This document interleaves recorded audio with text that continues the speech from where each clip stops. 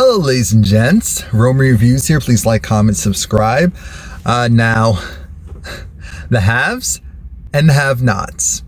See, with a show like this, you cannot assume the worst, because Tyler has a way of proving to you how wrong you actually are. If you didn't see last night's episode, then watch that before watching this, because obviously I'm going to go over it, based off of what touched me the most. That sounds weird. Let's move on.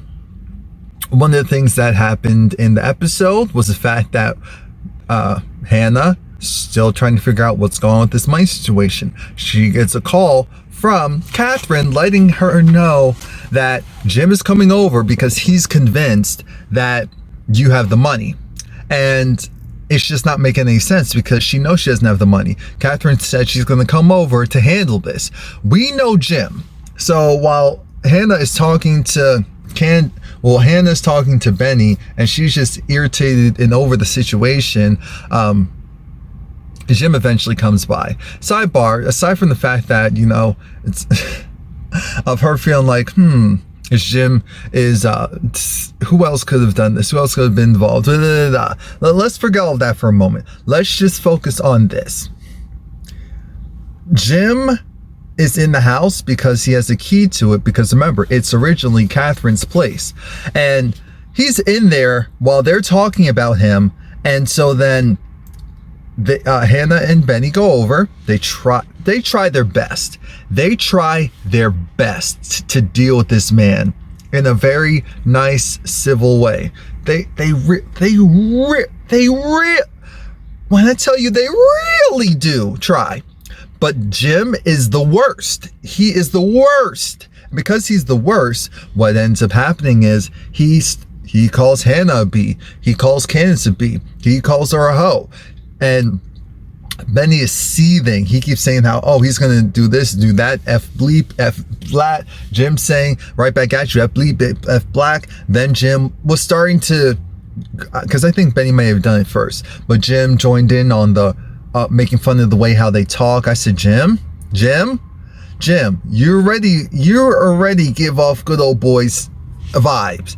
So that's the last thing we need from you right now. The last thing we need from you right now is to do what you're doing. The absolute last. And, but okay. All right. Jim is saying that. He's saying that, okay, I don't own the Crier Company, but you know who does have the Crier Company? Your daughter. Huh? Yes. When she goofed me the first time, she, there was a company called the Crier Company. And so even though Hannah is so pissed, she's like, all right, let me go and talk to her. I'll talk to her. If she's your money, I'll get her to give you back your money, and we're just going to be done with this. Jim was still being Jim. And so at that point, Hannah said, enough is enough is enough. I can't go on. Nope. I said, Jim is so stupid. Jim is so dumb. He is not from the, when someone is making space in their area after you're having an argument with them, that's code for I'm going to beat your butt, but I'm not going to pre-warn you. That's like taking off because you're getting ready. You're prepping yourself. Just like how, it's Rox always says, if you stay ready, you ain't got to be ready. Get ready. And Jim's just looking at Hannah like, what's she doing? And then Hannah looked at Benny and said, Benjamin, beat this mother bleep. And so then Benny tackles him and knocks over the couch. Then he whisks Jim over the couch again. Then he starts kicking Jim. Then he starts punching Jim. Then he starts kicking Jim. And then once he's done, Hannah says, stop. That's enough for now. Takes Jim, drags him out of the house, drags him out for everyone to see, and tells Benny to go back inside because his wound reopened. And I said, see, I've been trying to be so nice with you. I've tried to be so quaint, so cute, borderline dainty, but that's not me. Since you're finna come around here and act a fool, let me tell you something. Not let me tell you something. Let me tell you something. You don't know me, which means that you don't know what I'm really capable of.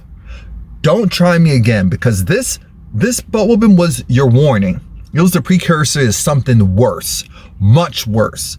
So I'll go and get you your money, but if my daughter actually has it. But if not, this is done. Period. She goes back. Well, before she goes back inside, Catherine comes out of her car. I said, and she was like, wait a minute, what the? Jim, leave now. Then Catherine does her usual apologizing, but it doesn't matter because we don't want to hear that right now. We had to deal with your husband's mess and shenanigans again. We don't want to hear that. We don't want to hear excuses. We just want to see results. And Catherine apologizes again. She says she's going to get Jim, in order. She's going to do this. She's going to do that. Hannah said, no, I know you can't control your husband. It's fine. He said that Candace has the money because she set up a company called the Crier Company, did this a while ago, and so she has the money back. So I'm going to reach out to Candace if she has it. No, that's my daughter. Don't you even, because Catherine was about to say something slick. And so that was the end of their conversation because Hannah was done. She was over it. She tended to Benny's wounds. Benny wound thankfully didn't open up too bad. Benny and Hannah both called Candace on separate occasions. She wasn't picking up, so they're like, oh Lord. And said, Benny said, first of all, why are we trusting Jim Crier? I said, great point. Secondly, we're gonna figure this out. And plus, maybe she did this stuff prior to her going and making amends. And she was like, and so Hannah said, you know what, you're right, maybe that's what happened, but if she did this, she's gonna fix it. So now we leave that because that was that. We didn't have any Mitch today, or really the Malones. The episode itself actually started off with us seeing Justin getting beat up again by the people, and Justin getting beat up by the people in jail. Beautiful. Loved it every moment of it, and it looked like he was even sodomized. You think I care? Homeboy was going arresting men, especially black men, arresting men or black and brown men in order to go and follow them in the back of his police cruiser. And you think I care about him being sodomized in jail? Really? No, I do not. I do not. I don't care. I don't care. At first I thought that because they kept, I said, dang. What the? I thought that they were stabbing him or punching him or something, because once against the guy was done, Justin basically just fell unconscious. So I said maybe they were also like hitting him in his side while he was getting hit from the rear.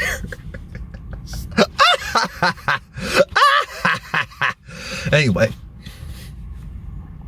while all of that was transpiring, we had a guard eventually comes and says, what happened? Oh my gosh. Opens up the door. His so-called friend, I guess Ray, was like, oh, we need to call needs to call an ambulance. The ambulance, I guess, will be on its way. I still don't care. The officer said, who saw this? What happened? I don't know. Why is his pants down? I don't know. Maybe you need to go to the bathroom. This show was so messed up. At some point, while Wyatt is in the house, I guess he's finally coming off his high. He first calls, guess who? He first calls Jeffrey. And Jeffrey said, oh, you're high. I don't want to talk to you. After some quick banter, Jeffrey still felt like, I don't want to talk to you. You're high. He eventually hangs up because Wyatt was saying, oh, he's going to do this to his family, do that to his family. He's going to end them. It's going to be over. Jeffrey said, cool, great, go and do it. I don't care. Jeffrey's over it. Too bad he can't be over it like he should for Justin. But now we have Jeffrey getting another call, and it's from a hospital. I guess it's probably like the county hospital, whatever. And they called his Justin's next of kin, even though Jeffrey is not related to Justin in any way. And after Jeffrey saying no to all her questions, and then he wanted to get answers, she's like, I'm sorry, I can't give you that information. Where is he? How is he doing? I can't tell you. I'm sorry. Well, but I'm sorry, I can't tell you. I can't. She eventually hangs up. I'm glad she did. I said somewhat with sense. Now, it looks like Jeffrey's going to go and find his man. Justin, you couldn't choose someone. Anyway, that was the Jeffrey situation. And that was really the end of Justin for that moment. As we know, Veronica, she got picked up by the feds and they're grilling her. They're saying, oh, you're involved with terrorism. You went and blew up someone. And she was like, oh, did I? Did I? You keep saying all these things, but do you have actual circumstantial proof? He said, we have a witness. Oh, do you? How do you have a witness if I didn't do anything? Well, this said witness is saying that you paid him to do it. He is? Who? Oh, him? I actually represented him before. Do you know he was in for, what was it, like a murder charge or rape charge or something sinister? And she said, you're going to go and believe him over me. You're going to go and believe this dude over me. That's what you're telling me. Okay. I still didn't do anything. You still don't have the right people. Okay. Well, what about, trying to kill your ex-husband, his girlfriend? Oh, you mean the whore? Oh, did you know that she was a prostitute? Yes, you did. No, you didn't. Did you know that she was involved with multiple men? Yes, we did. No, you didn't. And long story short, Veronica being Veronica is like, so can I leave? No. How come if I'm not under arrest, I can't leave? Just stay here. Can I at least make a call? So then she gets her calls granted. She calls David, who's outside of her house. And she tells David, hey, come to the feds. Why? Because I'm here. Veronica, if you're playing with... No, I'm not playing with you. I was arrested. Why? They're saying some terroristic act of blowing someone up. Oh, really? David knows because that was him. He was the one involved in that accident. Well, it wasn't an accident. In that plot. He was almost killed off. And so he said, okay, I'm on my way. Oh, but before that, go into my house because she said her lover's in the house and she wants to make sure he doesn't steal anything. So David said, fine. He goes in the house. He sees RK. And RK said, look, you're not the owner, so I'm just going to do whatever I want. David said, oh, all right, I'll just call the cops and explain to them why you're squatting in this house. He said, oh, fine, dude. Gosh. So he goes and leaves, tries to take Veronica's car, and he said, no. RK should have just taken the keys and left. But no, he's stupid. And David says, no, give me the keys, and RK has to walk. RK is trying to figure out, he's trying to hide right now, so he's screwed. We don't see David actually make it to the feds place because Veronica was released. Actually, that's not true. I think David did pick her up, but we just saw them get back to the house. And so at the house, things get dicey due to the fact that actually I'm going to hold off on that because let's talk about Candace. Because a couple of things happened around the same time. Candace, she actually, she calls back Jim. I guess she's ignoring everyone else. She sees the money. She calls Jim. She says she has his money and she didn't steal it. She doesn't know why it got returned back, but she's going to send it to him. Just give him his bank information. I thought, Lord, she's going to take his bank information and open a new account. That's what the old Candace would have done. But she said, no, here's the deal. You leave my brother alone. You leave my mother alone and I'm giving you your money back. Okay, bet. That ends up not happening yet because Charles comes into the room and so Candace closes her laptop And Charles gets terrible news. He was talking to his other guy who, he fires Landon. Charles fires Landon because Landon wasn't able to stop the story. So the story is out. Every news outlet has picked it up. It's on TV.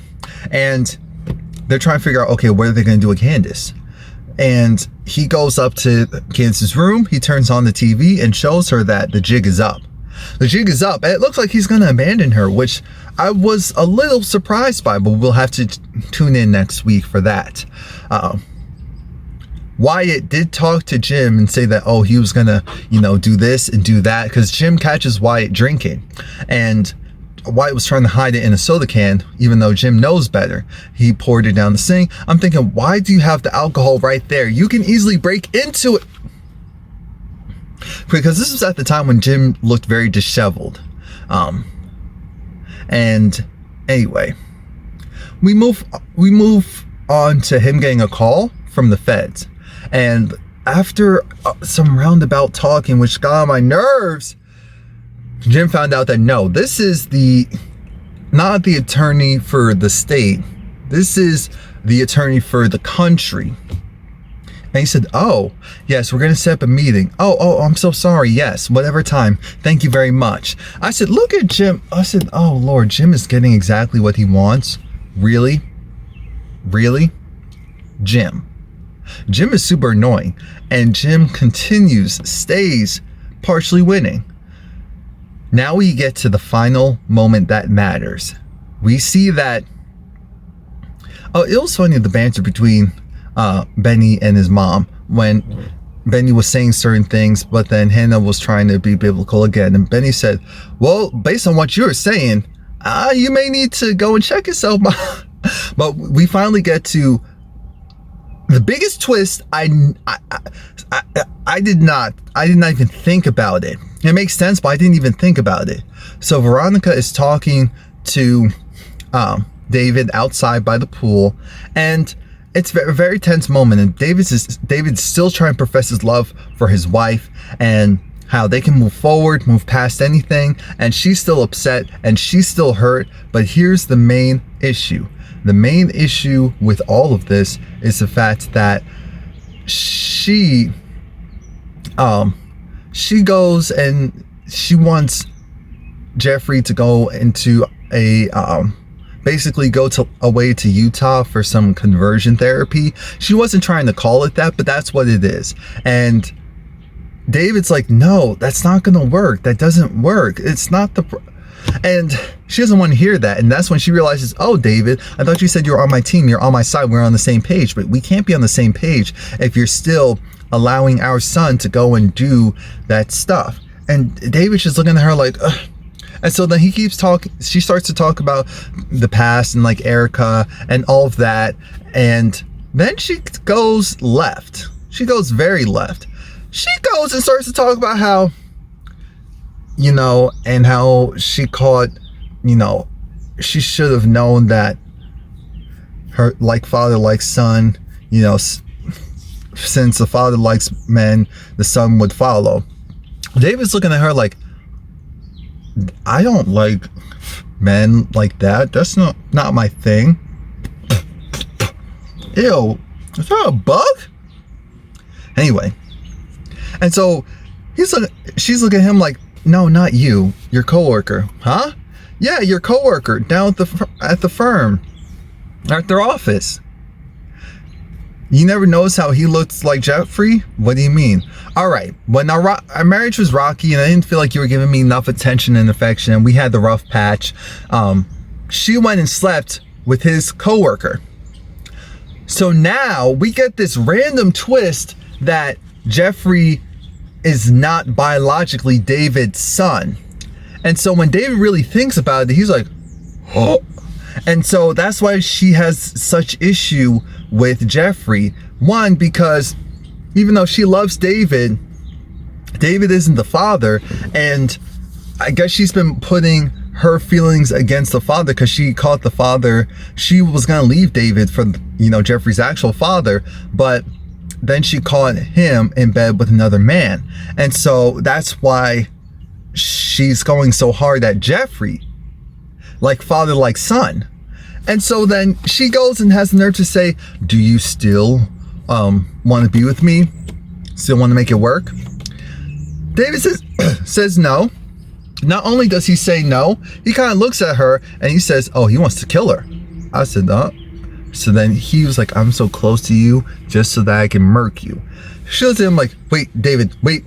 And he goes, he drags her into the pool. She tries to get out. He holds her underwater. She gets up and then he drags her again and keeps her underwater long enough so that her wig floats. I mean, so that she is dead. I already told you evil doesn't die. It just goes and morphs and changes into a different form. Come on now. Everyone knows that. Veronica cannot be dead. I did not feel it. I feel like she was telling the truth about who the father is, but I don't believe it. Veronica is probably just barely alive, but we know how these times work. What looks like an hour, 30 minutes is actually like 2 minutes. Veronica's evil, so I feel like she kind of prepped for this. So that was it. Please like, comment, subscribe. I don't know how I got so much out of this episode because there wasn't a whole lot, but who cares? I enjoyed it, especially that ending. It gave me exactly what I wanted. Jim getting his butt beat. Veronica, she's not dead. But that twist, though, explains a lot.